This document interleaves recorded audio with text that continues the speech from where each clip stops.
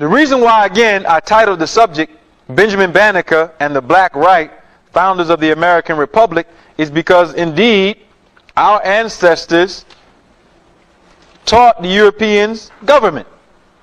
Again, although we have not had this information. Now, what do you mean our ancestors taught these people government? Which ancestors are you talking about? Some of the people who I just identified. The Wabanaki Confederacy is still in existence, and the people in it are not the original founders of it. Okay? Now I'm going to read a few things for you to verify some of this history that deals with the initiation of Caucasians. Now, the Bible and Quran, as we have talked about before, deal with the legacy of an ancient people who are called Israel. Israel, the word Israel comes from the Egyptian word Osiris, or Sare, Isra. That is the etymology and the origin of the word. It's found in two places. The Meron Ptah stele, which is a stele made in the 19th and 20th dynasties of Egypt, and in the pyramid text. But I want to read you some information from the people who were governing right prior to the Constitution under the Articles of Confederation. Everybody know what the Articles of Confederation is? Anybody know? Can somebody tell me what the Articles of Confederation are? Anybody know? Articles of Confederation. Okay.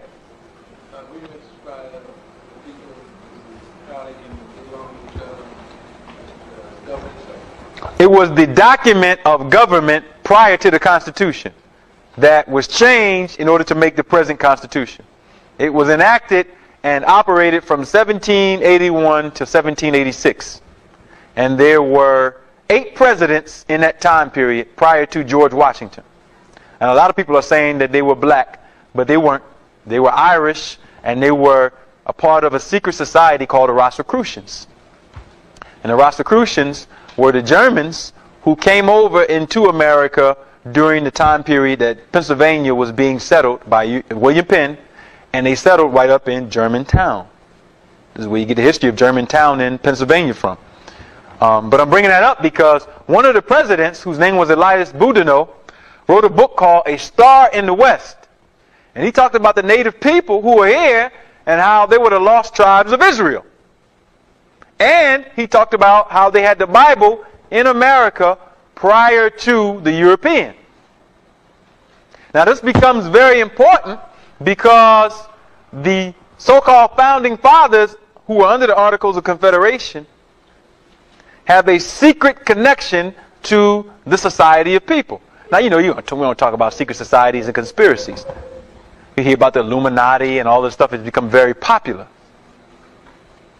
And people are just going all over the place with secret societies. But secret societies do rule your everyday affairs. Okay? But you have never known that there were black secret societies. You just hear about Rockefeller and Rothschild. But you haven't learned about your secret societies that have had dramatic impact on planetary changes.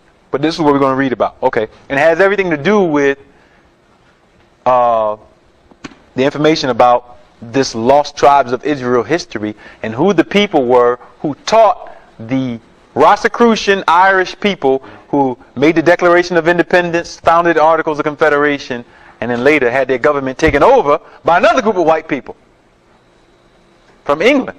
George Washington being the head of that. All right? Okay. This is his quote. Again, the book is A Star in the West by Elias Boudinot. And his quote is, he's talking about the Lenape, or the Nanticoke Moors. It is said amongst their principal or beloved men that they have it handed down from their ancestors that the book which the white people have was once theirs. Now the book that they're talking about is the Bible. Now again, I'm telling you, the Bible is the history of the most ancient lineage on earth, which is this Moorish or Israelite history. A black history, or Israel, meaning the people of Osiris. Okay? It goes all the way back to ancient Nubia. All right. That while they had it, they prospered exceedingly. Talking about the history of the Bible. And the reason why I'm bringing this up also is because there was a European, Charles Thomson, who was the Secretary of Congress from 1774 to 1786. And he translated for the first time the original Septuagint, which is the Old Testament, right here in Philadelphia. And that translation that he has is completely different from your King James Version. There are specific verses that are missing. And he also knew that this lineage of people that he was translating the text about and that he had been initiated into right in Delaware were giving him information about a particular group of people who were here, who are being talked about by Mr. Elias Boudinot, the third president under the Articles of Confederation. So I'm trying to give you some context. That while they had it, they prospered exceedingly, but that the white people bought it from them and learned many things from it, while the natives lost their credit. Now, when did that happen?